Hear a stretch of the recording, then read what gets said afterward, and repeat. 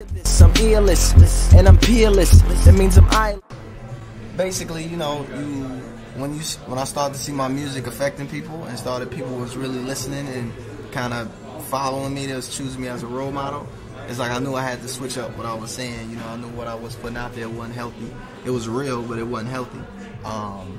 So I was like, you know what? I gotta show another face. I gotta put something out there a little bit more positive. Because the worst thing you can do in this world is lead people astray. You know what I'm saying? You take your lessons and live their life storm, and everything that they do comes back to you. You know, because you taught them how to do it. So, real talk. That's what happened. Mind you, of you, like you know what I'm saying? Like, you know, everybody bites your style and shit. But like you said, holy shit. Lupe Fiasco. If you are what you say. Yeah, I know that. You want to know what's crazy? This is why I say he's the GOAT. This is how deep this shit is. See, people think superstar is about being a celebrity. Superstar is about not being able to get admitted into heaven and going to hell. Really deeper than that, because it's about a character called Michael Young History or My Cool Young History. That's what that is about. The show goes on. The label made him make that song. Actually, he was dissing his record label on the first verse. Have you ever had the feeling that you was being had? Don't that shit that make you mad? They treat you like a slave, put chains all on your soul and put whips up on your back. They be lying through their teeth, hope you slip up off your path. I don't switch up, I just laugh. I put my kicks up on their desk, unaffected by their threats, then get busy on their. Do I have a favorite Chicago artist? Of course, Lupe Fiasco. That's the first album I ever bought. Was a Chicago artist. Me and Lupe have the same birthday. Oh wow! Yeah, February 16th. Every time his birthday comes around, he texts me, "Happy birthday." I text him back, "Happy birthday." That's my homie. We never did music together. We don't need to do music together. But martial arts, we'll talk about that all day. Yeah. Crack jokes with each other. He's a cool dude. I don't give a damn what anybody say. That's my guy. Real talk, I felt like, okay, what's a concept, pun intended, that's ubiquitous throughout human society, right? That is big. And it was like vampires, sort of kind of, but not really, zombies. And so I was like, oh, yo, Thriller, right? Walking Dead. Like, there's something about Us and Resurrection. Jesus is kind of like a zombie, if we want to have a little talk about that, to keep it real. So it's like zombies are central to like the human condition.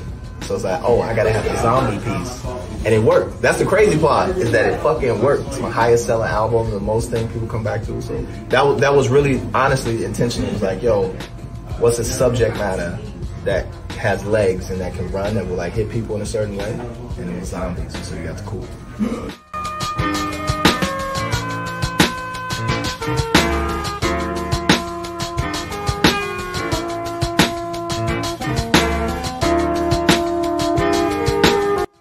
Il est très difficile de pouvoir parler parfois des albums que tu as forcément appréciés. C'est très difficile parce que tu ne sais pas par où commencer, tu ne sais pas par quel accent sur lequel tu vas mettre.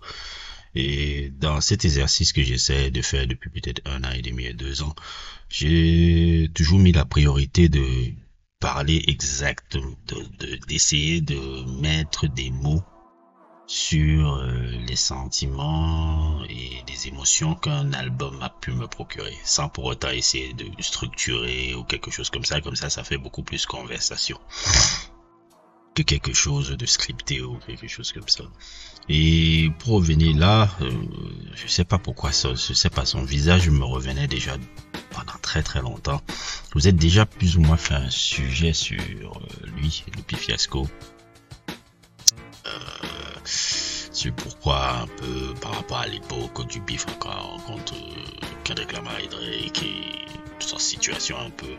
Je vous ai fait aussi un sujet sur un de ses meilleurs albums depuis très longtemps, Samouraï. On avait fait une review là, je vous mettrai le lien en description. Et là, je veux m'attaquer à son 2e album, celui qui je pense que c'est son meilleur encore jusqu'à aujourd'hui. Vous voyez, ça tournait autour de ma tête, ça tournait autour de mon cerveau, les sons de cet album là. J'ai dit je vais les réécouter parce que je dois vous avouer que ça fait littéralement 14 ans, 15 ans que je l'avais plus suivi. J'écoute. j'avais plus suivi cet album depuis 15 ans. Et donc, pour vous dire que ça fait très longtemps un peu que je l'avais pas suivi. Et plus ou moins, j'ai décidé de suivre et de le réécouter.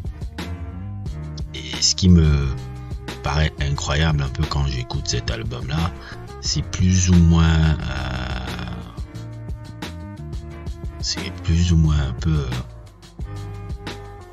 côté progressif hip hop. Et le P Fiasco, hein, quand tu allez regarder plus ou moins un peu le sujet que FD Signifier a fait, bon, plus ou moins on va dire à 70-80%, je connaissais un peu plus ou moins un peu ça, et c'est un peu très amusant. C'est pas le truc que j'avais fait de 20-30 minutes là, la comparaison avec Kendrick Lamar, où je l'appelais le Obito du hip hop, un peu plus ou moins résumé, mais en plus détaillé un peu ce que j'ai pensé un peu sur l'histoire de ce personnage là, qui est pour moi c'est de le dire, hein, quand tu écoutes sa musique et quand tu écoutes les lyrics de ce gars là, j'ose le dire, hein, il est peut-être le plus grand lyriciste de l'histoire du hip hop. En termes de lyrics, hein, j'ai pas vu quelqu'un qui est à ce niveau là. Ça c'est, voilà, on va me citer Nas, on va me citer tous ces gars, oui, mais depuis Fiasco il est vraiment ailleurs. Je pense que souvent, ce qu'il a eu avec Atlantic Records, avec la sortie de son album qui était assez médiocre, qui s'appelait Laser, justement par rapport au problème qu'il avait eu avec sa maison de disques Atlantic à cette époque-là.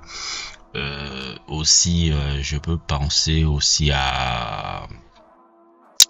Comment dire un peu, il y a un truc là, comment ça s'appelle encore, le truc avec Obama, à l'époque où Obama au firmament de sa popularité, et comment c'est pour ça que c'est très j'ose même pas imaginer comment il se sent maintenant quand il voit tous les Free Palestine en 2022-2023, alors qu'il le faisait à une époque.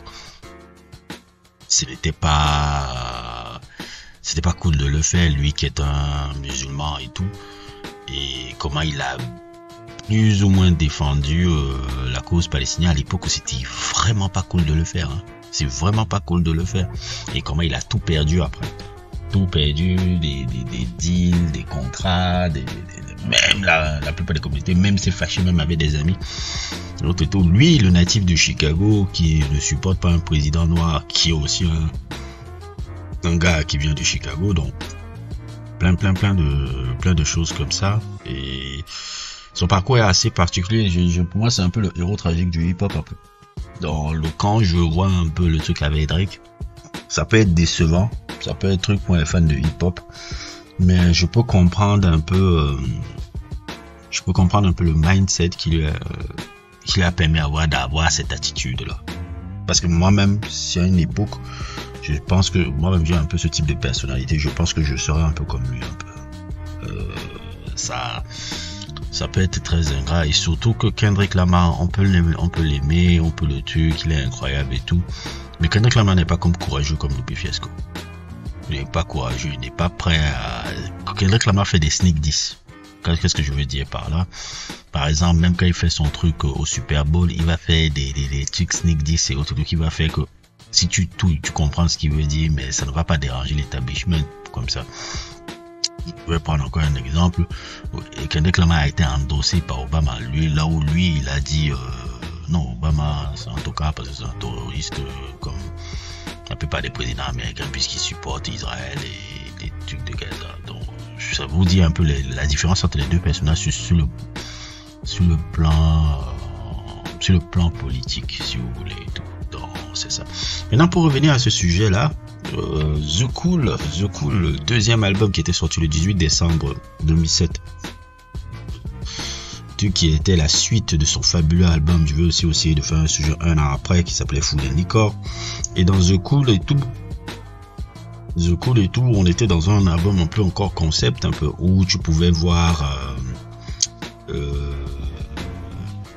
qui était un album concept qui arrivait à avoir le personnage de The Cool qu'il avait déjà introduit dans Food and Liquor, dans le son un peu de Cool qui était Food and Liquor.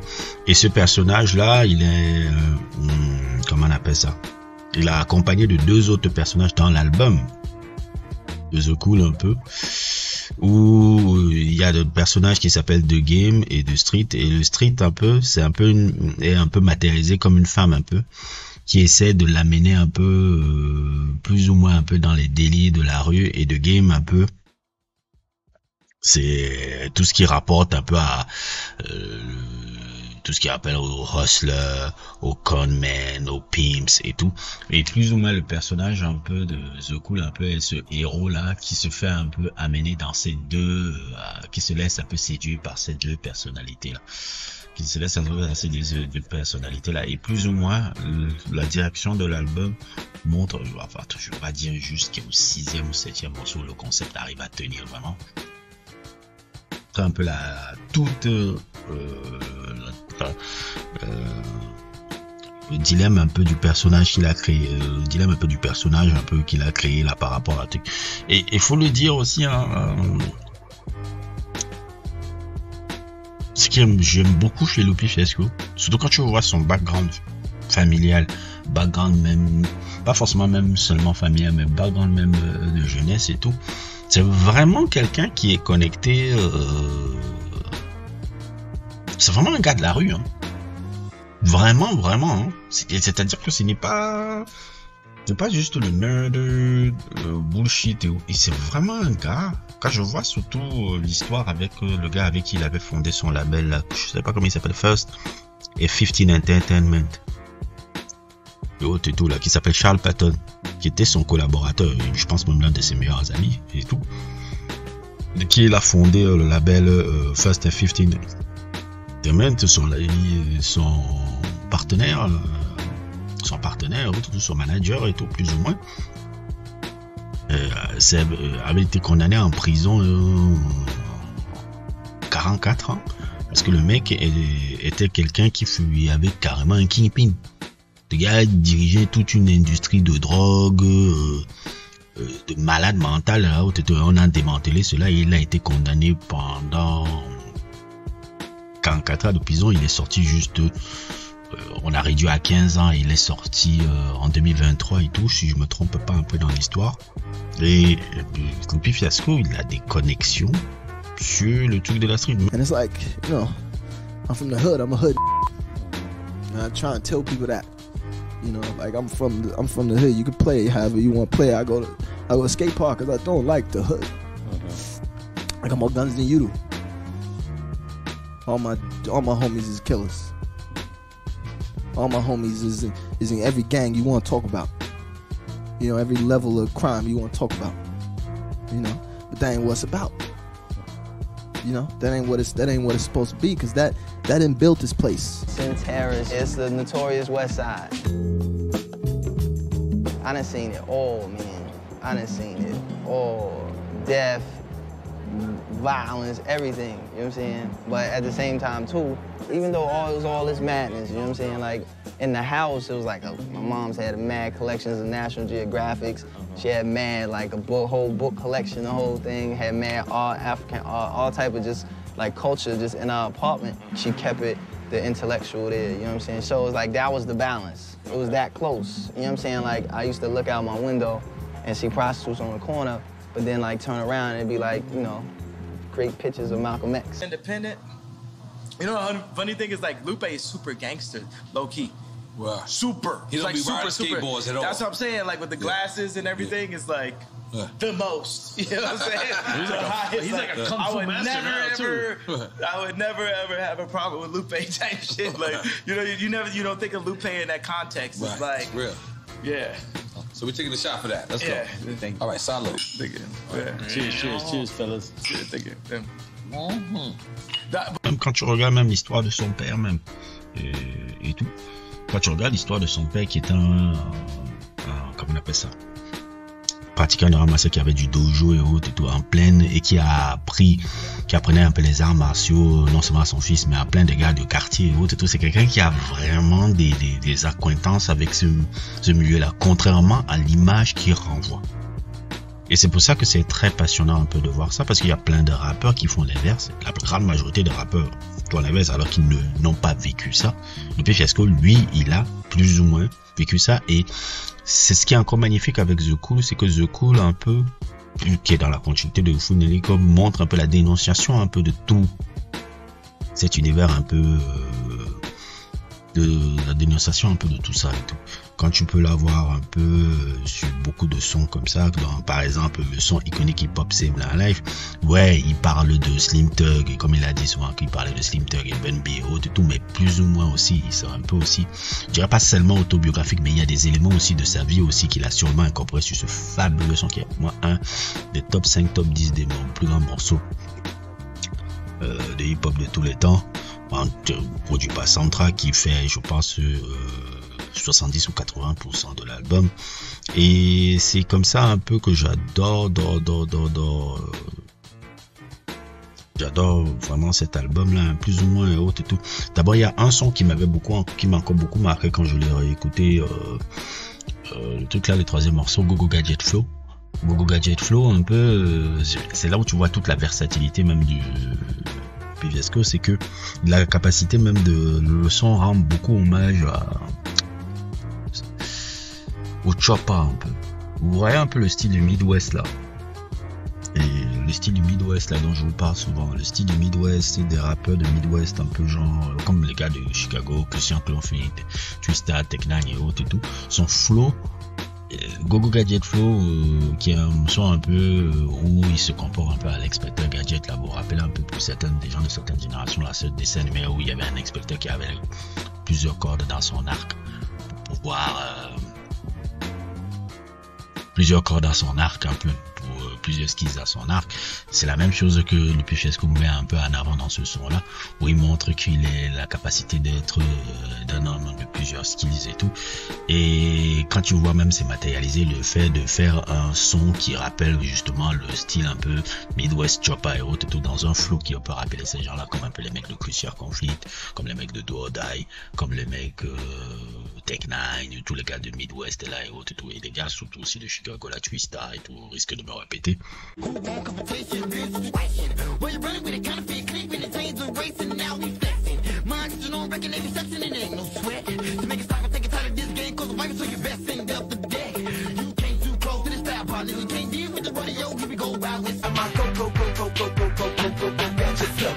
Love, got to win the city on my back, so I'm back on my grizzly like a bearskin rug. Plus I'm laying on the floor, blaming on the gold, little rapper turned it out because I'm very blood. Il réussit à largement le faire ici. Puis la partie que j'aime beaucoup aussi dans cet album là, je crois que c'est la partie entre le 10e, je pense que c'est 9, 10, 11, 12, 13 là. Intro 2, Alert, Street on Fire, Little Weapon un peu, qui est un album, qui est un de mes sons, je crois que c'est même mon son préféré de l'album, parce que Little Weapon un peu, c'est une dénonciation un peu à travers trois versets un peu sur l'utilisation des armes à feu, comment certaines personnes utilisent des armes à feu, que ça soit sur un enfant de guerre, que ça soit sur un jeune homme de la rue qui va assassiner, qui est dans un gang qui va assassiner un autre gars et autres tout. Et justement, comment on appelle ça, la difficulté de vivre avec vraiment ces armes à feu là, les conséquences que ces armes à feu peuvent faire, c'est vraiment génial.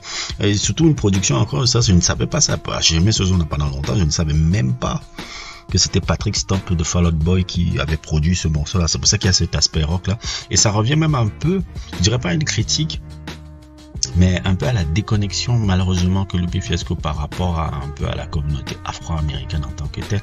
C'est que ces musiques et autres et le choix des instrumentations qu'il fait n'est pas des choses qui parlent forcément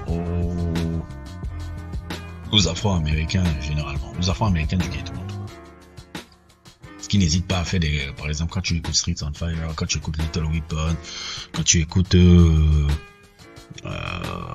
même de Die ou tous ce son là, ça peut rappeler un peu des trucs qui sont rock, pop, punk, rock, indie rock souvent, parce que justement il y a l'influence, c'est quelque chose qu'il aime beaucoup. On oublie même qu'il a un groupe là, je sais plus comment ça s'appelle un peu le groupe là. Il a même un groupe de punk un peu. qu'il avait sorti un album là, ça s'appelait Japanese, là où ils avaient l'affiche un peu complètement cassée du personnage de manga. Là, je vais sortir les trucs en post-prod un peu, les trucs là. Il avait ce groupe là, l'album est seulement disponible sur SoundCloud, il n'a jamais mis sur Spotify et autres, il avait ce groupe là. C'est vrai qu'il aime beaucoup cette musique là, contrairement à ce que les gens pensent, et ça se ressent beaucoup dans le truc, même dans le choix de tout le temps avoir des, comment on appelle ça, il aime beaucoup les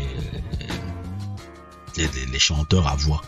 C'est-à-dire, par exemple, un de ses collaborateurs favoris, Mathieu Santos, que ce soit sur le son Superstar, qui est un peu son plus grand tube juste aujourd'hui, ou Monsieur Mathieu Santos qui apparaît encore dans plus ou moins 3-4 titres, Street on Fire, dans Fighters, dans Superstar, et qui apparaissait déjà aussi dans le fabuleux, un des meilleurs morceaux déjà de sa carrière aussi, qui était dans Food and Liquor American Terrorist. C'est même là où encore j'avais adoré Mathieu Santos aussi et tout. Plus ou moins, il aime beaucoup les chanteurs, Nicky Jean et ces personnes-là qui reviennent beaucoup dans sa discographie. Pour le nom de sa discographie, c'est ses collaborateurs préférés. C'est un album vraiment d'une rare complexité. C'est pour moi l'un des plus grands albums de tous les temps, Zuko, qui a défini vraiment toute une génération et qui normalement devait qui est maintenant son album même le plus vendu, puisqu'il est disque de platine. Maintenant il est disque de platine depuis 2022. Il était disque d'or à cette époque-là, mais c'est son album qui a le mieux vieilli, qui est le mieux aimé et qui est vraiment un classique du hip-hop là, tant dans le concept, tant dans les rimes et aussi les productions d'une rare finesse de soundtrack. Le truc, c'est pour ça que quand j'ai réécouté l'album Samurai, ça m'a rappelé justement cette période dorée un peu de Lupe Fiasco, même si je vais essayer maintenant de faire un petit effort un peu de découvrir un peu les autres albums un peu que j'ai un peu manqué de sa carrière. Je me rappelle que j'avais suivi Food and Liquor tout. Je trouvais que l'album n'était pas si mauvais, mais pas forcément emballant. Je vais essayer de le resuivre et tout. Mais je pense qu'il y a un album là que je dois réécouter et que je pense que souvent mes petits frères disent que tu devrais écouter ça. C'est l'album Testo et Youth. Je pense pas avoir pris le temps de le suivre, celui-là. Il a l'air vraiment très bien. J'essaierai aussi de faire plus ou moins un sujet comme ça. En tout cas, c'était un peu ma manière un peu de rendre hommage un peu à ce fabuleux classique un peu de l'histoire du hip-hop des années 2000 et tout, et mettre un peu en avant comment ce gars-là a été incroyable à une certaine époque. Et comme il est toujours même plus ou moins toujours incroyable et tout. Donc voilà, n'hésitez pas à liker, n'hésitez pas à vous abonner et à plus pour d'autres aventures.